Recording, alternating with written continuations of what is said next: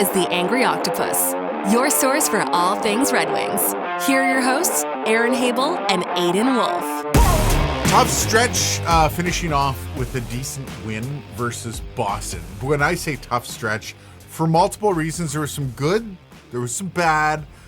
I want to know before we start digging into the games, Aaron, are there any overarching themes that you saw over the 3-game losing streak? Yes. We've talked a lot already this season about how the Red Wings have certain things they need to do. You've also addressed that maybe teams have kind of figured out how they play and they're just being really effective. One thing that I noticed, because I was trying to dig in, I'm not a stats guy, but I was trying to dig in to see what was the overarching reason for this, because we all know that teams go through stretches where, oh, look, they're not doing that well. I mean, we've seen that with Montreal. You and I love Montreal. They look great. A lot of GMs would love to have that team. But when you look at what's going on with the Red Wings, it looks like there are too many giveaways.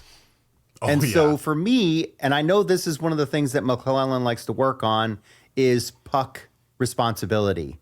And so the Wings really need to get that going.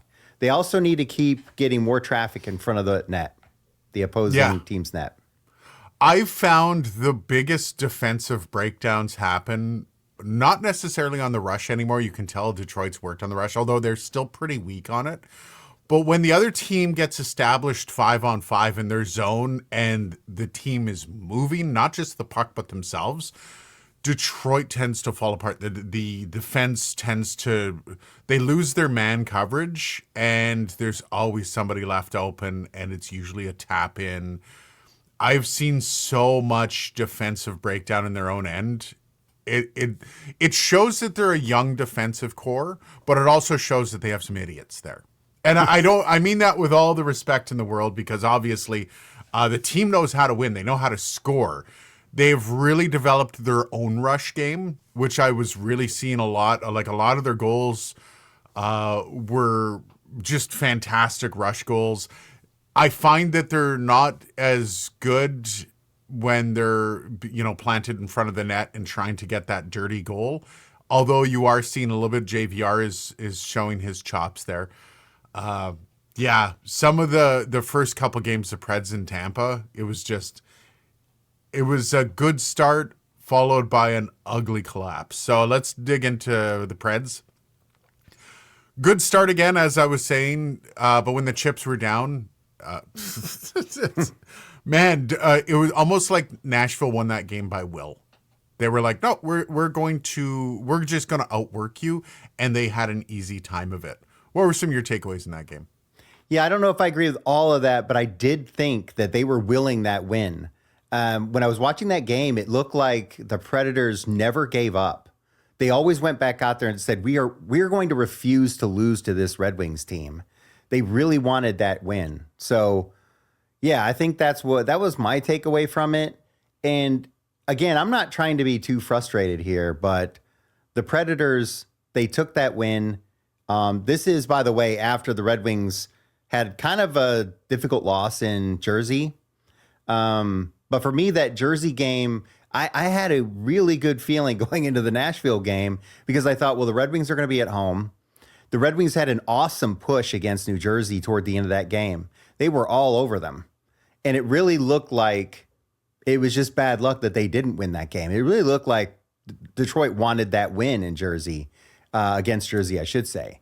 So now going after the Predators game, it was that feeling of, okay, so this team is a little inconsistent right now. And what you already said is the reason.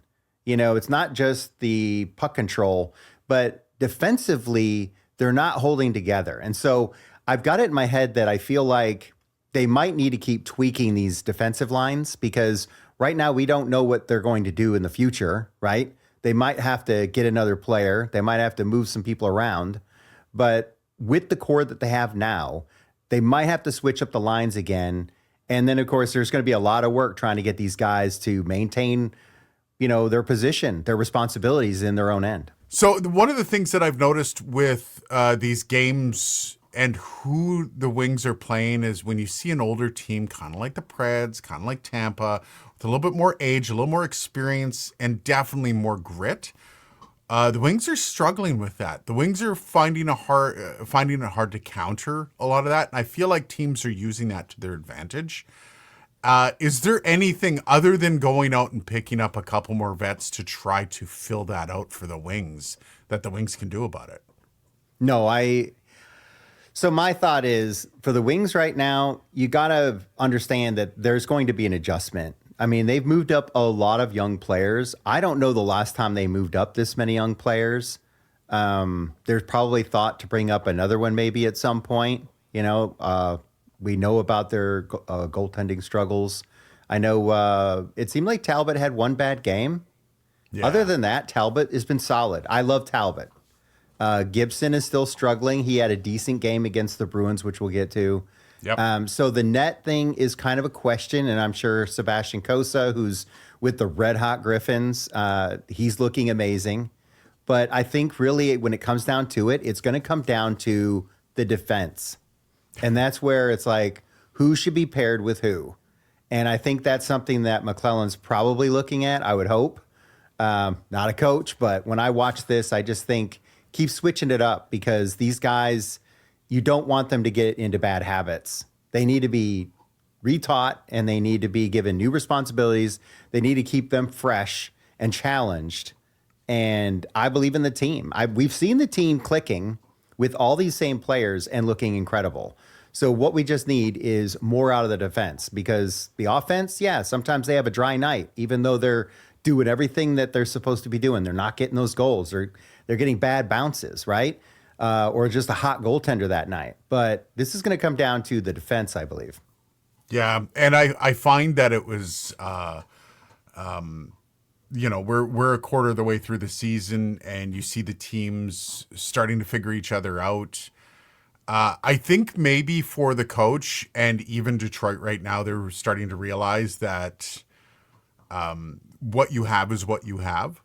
And like the game of hockey definitely changes over the course of the year. Things become a lot easier for some teams. Things come a lot harder when they're figured out. I mean, the Leafs are a great example of that year after year when they get into the playoffs.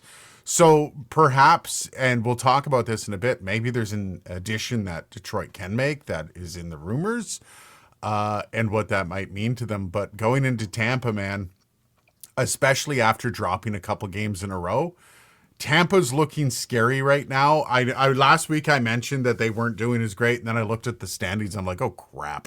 Of course they've been winning everything. And this is again an older team, and the Bolts are getting outworked in the beginning of this game. Like if I saw the beginning of the game, I saw Detroit kind of hounding them, but then again, those defensive breakdowns just kind of took over on the game. Yeah, and it's funny because the Predators almost willed their win, but Tampa, you look at that roster, they're still loaded with talent. Yeah. So for me, when I looked at that game was just, for me, I think the ugliest loss. And Tampa, they used every bit of their talent to win that game. They knew what to do. Detroit, again, just they didn't manage that game very well, and it seemed like it got worse as the game went on. So I don't know. I mean, again, we're going to have some streaks.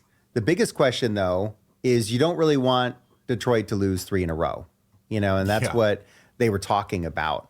I also know that some of the younger guys might be getting a little frustrated because they're having some trouble getting the points on the board. But, you talk about, can we bring someone in? Well, I know that Patrick Kane recently addressed this. You talk about a veteran with lots of skill, a lot of knowledge. I mean, Patrick Kane's a smaller guy, and look what he's done with his career. So he's the one telling the young guys like Casper, I know you're not getting the points you want, but just keep showing up and keep doing what you're supposed to do, and it'll pay off. Because what did we see with DeBrincat? DeBrincat started off the year pretty rough. Where's he now? Well, the only takeaway I took from this was the Tampa goals were hard to watch. When you got second and third period, those goals were painful. If you're a Wings fan, watching that was heartbreaking because it was just it looked like chasing tails. Like they didn't know how to counter what Tampa was doing. And again, that comes down to obviously the defensive breakdowns that are happening. But Like, this shows a system that's in disarray. And that system can be fixed. 110% it can be fixed. And whether or not it's the defensive, well, it's whether or not it's the defensive system that's being taught to them, or if it's them just not listening to the defensive system being taught to them. There's two things that can be happening there. It's not necessarily. There could be a third. Yeah, it's not necessarily the players doing it. It's not necessarily the coaches, but it's one of them. Like, something's being lost in that translation. And I think Tampa exposed that quite well. And I don't know if the kids just needed a bag skate to get under them, but I would say Gibson gave them quite a few chances in that game. I saw a lot of promise out of Gibson in that game, even though the end of that game was not exactly what everyone wanted.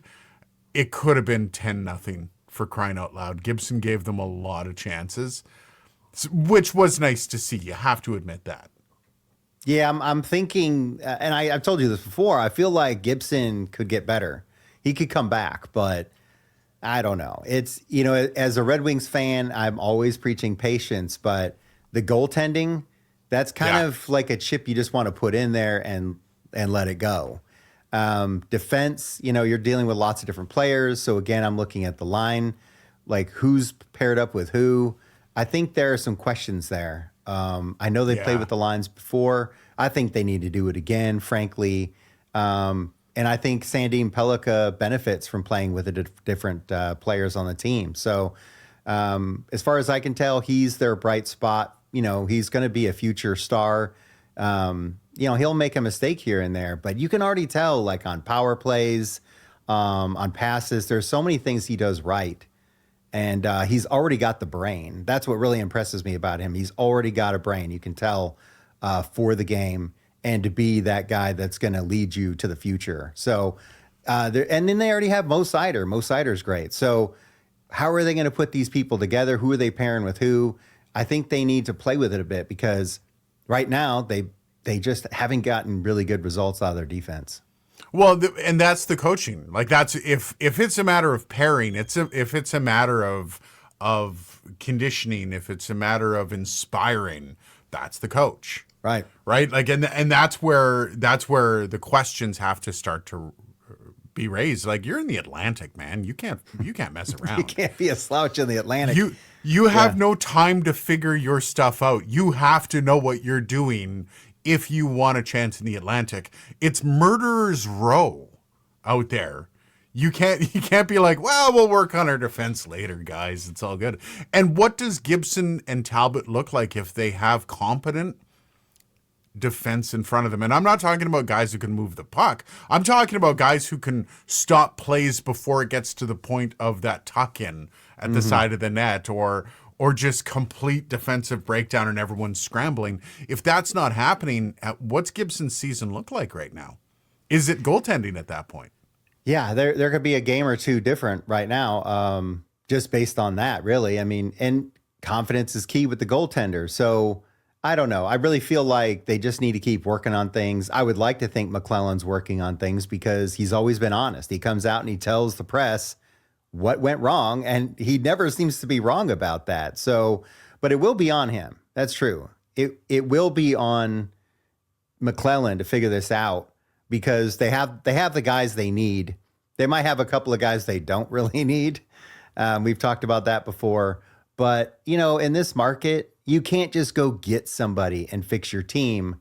I mean, maybe you could, but the odds of that, it's tough. There's no guarantee. So they need to try and work with what they have for now while they have them.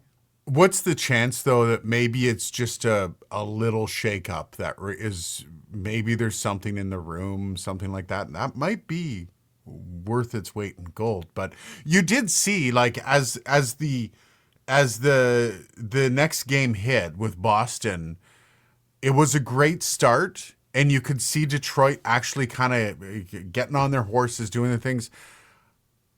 And it seemed to be, this was the common theme amongst the last few games in all of those losses. Second period hit, and it was a different team again. And it felt like this was like a, well, here we go again kind of moment in the second period with Detroit. Like, there has to be some part of the the process that can deal with that kind of a breakdown in the second period, no? Yeah, maybe. But I think the bigger takeaway for me in the series against Boston was just how Boston tried to use grit to overwhelm the Red Wings. Nasty hits, picking fights, barking at them.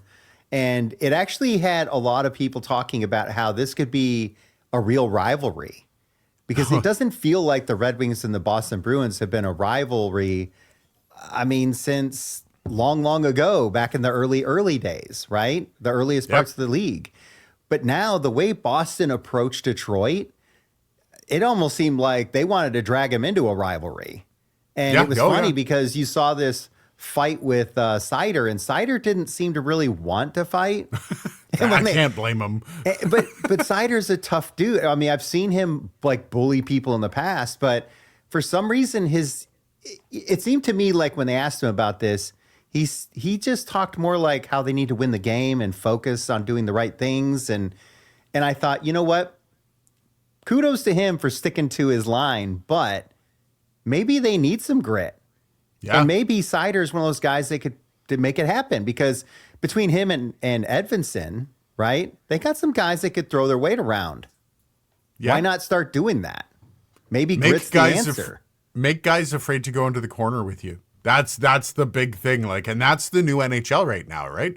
Like, we're so far removed from the 2010s where smaller is better, faster is better, getting rid of the goons, as it were. Now you've got the Tom Wilsons, who are the stars of this league, that are the guys that are worth their weight in gold and will just make you fear them. You know they're on the ice. You can feel it coming. That's the type of NHL right now that a lot of teams are trying to live up to. And yeah, Boston's always played that game. They've never given up on it. They played it well. It was entertaining, you know, and I just kept waiting. Is Detroit going to push back? And I think that's what they need to do. Is I know it causes penalties, but they're going to end up in there anyway. You know that. So hit back. Don't back down. And I know what's the old expression? They can't give you two. They can't give you two penalties. So just keep going. Yeah. I found like third period against the first game against Boston was kind of the resurgence that we've been waiting for from the Wings when the going gets tough. That third period by Detroit should have been 4-1. The score in that period should have been 4-1 for the Wings. Swayman was amazing. It was rather surprising that the Wings weren't able to pull that one out. But in the end, I think after the last whistle, that was literally Swayman beating the Wings, not the Boston Bruins. No, he was feeling that. Yeah. You could sense that the way he skated around. He had a look on his face like, you can't touch me.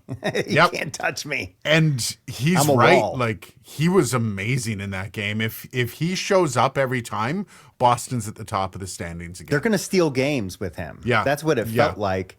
And so they've got a... I did not see this coming. They have a promising future this year because they're showing grit. They're not giving up, and they've got Swayman. But if you go to the next game, you know, when the Wings faced the Bruins, they started scoring some goals, and they did it by doing what they needed to do. The only way to really beat Swayman, who's seemed like he was on a streak there, was to block his vision. You need to stop him from seeing where the puck is, and he's going to be just your average goalie at that point. Well, and that's the big deal with the Vasilevskis, the Swaymans, these amazing goaltenders is if they can see everything, they're stopping it. You're not squeezing one through the pads on these guys, right? Don't count on it. Yeah, unless they're having an off night, you need to get in their way. And I did feel like the second game against Boston, the reason we walked away with a win was pure and simple. It was a different team that came out for the first period. Completely different team. I feel like the second period, once again, kind of like and this is that ongoing, like, the ongoing issue with a lot of teams is, you know, getting that early lead and then unable to hold on to it, unable to really fight back or build on it.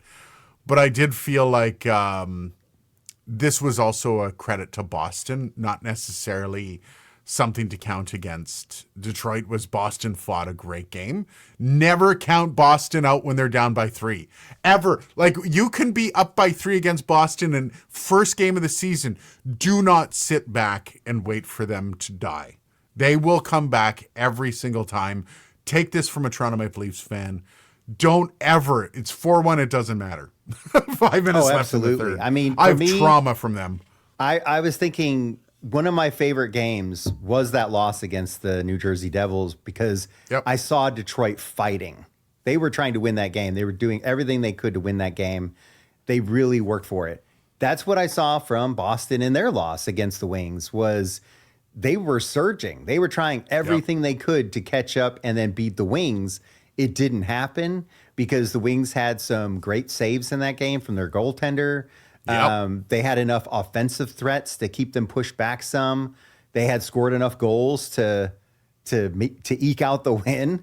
But all that happened because they were doing some of these things so much better than they had been. I mean, there was even a moment where Kopp was in front of Swayman. And I know that's why that goal went in is because he was blocking him from seeing that shot from the point. Yep. Yeah, screens are like something that the young kids are going to have to get used to. They're going to have to get used to the process of just being a complete and utter nuisance. But you've got guys like JVR on the team that's supposed to be teaching them. Like, that's his job. He's that net front pain in the ass that is going to be getting the stick in his back. He must have like a back of steel. I don't know what it is. Well, he needs to be doing more of that. And we have seen him wake up again. Like, it feels like the last so many games, JVR is, you can see it when he's yelling back when they were trying to be pushed around by the Bruins, JVR was in their face. Yep. And I like that. And I think this is where you need your leadership. It's just like you see a game where a team's losing. They know they're not winning the game. What do? They start fights. They're letting that team know they're not going away quietly. So that's where you need some of your veterans. So you have a guy like Patrick Kane telling Casper, like, don't give up, keep doing the right things. You got JVR who's saying, start doing this, do that. Because you need to start shaking that team up. You need to make them worried about you being out there because you just being a finesse player, that's not going to cut it against every team. Or just wear them down so the next time they have to play against you, they know it's going to be a tough game. They know they can't just walk in and walk out without having a single bruise on them. Because that's what gives teams confidence, knowing that they can go into the corners without retribution, knowing they can just strip the puck off of you, they can punch you in the face at the end of a whistle. No, it's the same thing with the after the whistle stuff at the end of the game. Don't take that stuff. Punch them. What are they going to do? Give you a penalty at the end of the game? Oh, well, you already lost. Not a big deal. I know they should probably watch some footage from the 1998 Red Wings. Yeah, exactly, and take some notes on that stuff. It was nice to see though them kind of getting what they deserved out of this game after 4 losses in a row. Oh my, yeah. So you had the loss against the Devils, you had the loss against the Predators, the loss against Tampa Bay, and then you had the first loss against Bruins. There was 4 losses, but they'd actually gotten a point out of one of those games. Yeah. But hey, you know what? So this exciting. is the thing is when you start saying, well, the Wings are on a losing streak, they're doing this and that. If you actually look at where they're at in the league, they're kind of in the middle right now. And compared to the last so many years, this is actually all right because it's still early in the season, right? So I guess my message to all the Red Wings fans is don't panic yet because it's still early. I'm sure the coach is working on stuff. I know the players care. Let's just see what happens because a lot can change. And you said it, I think, early on as well, which was it's going to be interesting to see where they're at in January. Yep. Because coming out of that Christmas break and everything, so much could be so different. Yeah, turkey weighing down a lot of guys. It actually has an effect when there's a little bit of family time. It softens a few of them up, and it's either go time for some teams. Like I think Florida is going to have a much better second half of their season, despite being like absolutely hammered by injuries. They're near the bottom right now. They are the bottom, I think. The last I checked, they were at the bottom of the division, which is... This is... Yeah. It's Unbelievable. topsy-turvy right now. Now, we don't necessarily see eye to eye on the defense. We know that there's something that has to change with the defense. I think how we don't see eye to eye is how it's got to change. But coming out of the past couple weeks, a big rumor has emerged. And that rumor is the Vancouver Canucks' Quinn Hughes. Now, just to take away all of the things said about returns and all that, what would getting Quinn Hughes on the Detroit Red Wings mean for the Wings to you? It would mean that they could create a top line defensive pair that would be the envy of most of the league. Yeah, it would be their Cale Makar. That is like I don't know if Quinn Hughes and Cale Makar are in the same league, but they're awfully damn close. I'm talking about rankings. They're 1 and 2. Yeah, they are. I would argue we don't don't really know Quinn Hughes because if he was on as good a team as Colorado is, Yeah. who knows what he would look like. Yeah. And he definitely has not had that. I do find there's also a lot of conversation around family and friends, and he's been tied to the Detroit area, but also his brothers are over there as well. Like not necessarily in Michigan, but they're in New York State and they're around there. Jersey. Sorry, they're in Jersey. Where's the other one? There's Jersey, and there's a third brother. I forget where he's at. Anyways, the family. What matters is Jack Hughes is in Jersey. Exactly. And I have to say, one of the most exciting players on the ice today. Yeah, absolutely. So seeing like the brothers getting closer together, so maybe they can play each other a little bit more. Maybe they can, hang out more instead of having one on the West Coast. That's got to be attractive for a player like Quinn Hughes. The problem is what a lot of these pundits are guessing at what the return is going to be. Now, you have some thoughts on this, no? I do. And so it drives me crazy. I don't know if anybody is on my side in this, but when I looked at all of the articles and all the projections about what could happen if Quinn Hughes would go to Detroit, I keep seeing that Detroit would likely have to give up either Lucas Raymond or Axel Sandin Pellikka as part of the package. And I say part of the package because there would likely be draft picks involved as well. Oh, yeah. Now, for me, I look at Vancouver, which, they've had some success over the years, but right now is not that time. They need a rebuild. And when you're rebuilding, in my opinion, you don't trade away one of the greatest players playing today to get guys who look like they might be pretty good. What you'd want to do is build up your draft picks because you want to bring in as much talent as you can because one new player isn't going to fix their team. No. So this idea that they have to get Axel or Lucas doesn't really sit well with me. It doesn't make sense to me. Sandin Pellikka is a smart decision in the sense that he's obviously not a bad player. He's a young player. He's developing, and you can kind of see where he's developing into. I will say Vancouver's never been known for having great scouting. Apparently, their office is incredibly small. Like their front office is sad, to say the least. And you've got guys like Jim Benning over the years who did not do them any good service. He made some really ridiculous moves, and I don't know their new GM, Patrick Alvin. I'm not exactly sure what he's going to do or what kind of his process is for trying to not necessarily rebuild, because Vancouver's been in this weird kind of like nobody wanted to play there, then people wanted to play there, and then they got rid of JT, who was apparently the guy in the room that was killing the vibe. But when you got guys like Pettersson not performing and just stuff's going sideways, I don't know. I think they're open to making a dumb move right now. And I think dumb move, you mean that would not bear out well for them, but maybe for another team? Yeah, like I think to me there's a couple teams that if you're trading and you're trying to get the upper hand in a deal, the two teams are Nashville and Vancouver. Barry Trotz in Nashville is just clueless, and any GM's got to smile when he sees Barry Trotz's name come up on the phone. A fire sale. Like it's just a smile because like he's just take a bag of pucks and he'll give you whatever you want. But I could see Vancouver asking for some weird things. You're right, they need scoring, but if Vancouver is in a space where they're just saying, you know what, we need to tear it down and we need to get the best future for our team, not necessarily the now, but we need to know in 5 years that we have some pieces that we can build around.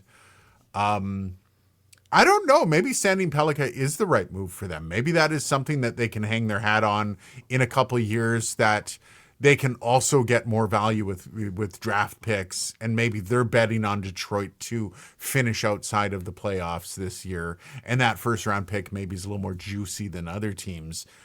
I could see them making a pull in something like that, and I know that's a little painful for you, seeing a guy like Standing Pelika walk out the door. But Quinn Hughes walking in the door is going to make that feel pretty good, isn't it? All I'm saying is, full disclosure, in 2018, I believe the Red Wings made the worst decision they've ever made when they skipped Quinn Hughes. And I don't like hearing people say that, well, at the time they needed a scorer, so they went after Zadina because he was ranked number 3, then he slipped to number 6. And I don't give a crap about the rankings, because we can go back to every draft in history and see where draft picks were just bad picks. It doesn't matter what their rank was. So all I know is that Quinn Hughes was a Hughes brother, and his brothers had already shown that family knows how to play hockey. Yeah. And so why would I go with an unknown quantity like Zadina, who was a potential goal scorer, when you had a sure thing with a Hughes brother? That's all I'm saying. Between their development, their playing days, he played at U of M, University of Michigan. This should not have been a mystery. But Ken Holland, I will throw it all on him. This was the worst decision ever made in Detroit hockey history. It just makes no sense to me. And now they have a chance to maybe get the guy that they missed. Yeah. And it's going to cost them. I know it's going to cost them. What is it going to cost them? It's going to cost them draft picks. You know, I was looking over the draft picks that they have. And they have a first round draft pick in the next 2 drafts, right? So they might have to say, we've rebuilt, and now we're going to have to grow this rebuild team that we put together. We have future stars on the way in the AHL and elsewhere, but now we can start sacrificing our draft picks for now to bring in someone who will matter, who can help us reach that next level. And by having a top line defensive pair, which would be like I said, the envy of most of the league. Yep. That could change the team, because now that line, your first line, is now really dangerous. Yeah, and you can make great goaltenders with great defense. Like, if you don't need your goaltender standing on his head, 70% of the time throughout the game, maybe you can pick up a game or two that translates into a higher seeding in the playoffs, or maybe it just translates into the playoffs. Because, we're talking about seeding in the playoffs where Detroit hasn't been in the playoffs, so getting in is the goal. Now, is this the team, though, to make that decision, if for Steve Yzerman to go, you know what, first rounders going out the door, to make that decision, you have to be able to look at this group of guys and say, we're there. We just need to fix what is broken, and we're there. Can you honestly say that we're there? I would say it's going to be a gamble no matter what you decide to do here.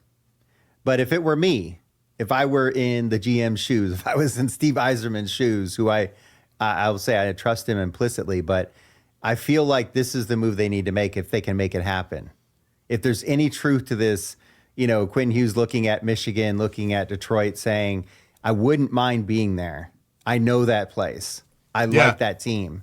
But I do think they're very close. And I think if you put Quinn Hughes on the Detroit Red Wings, it does change the team.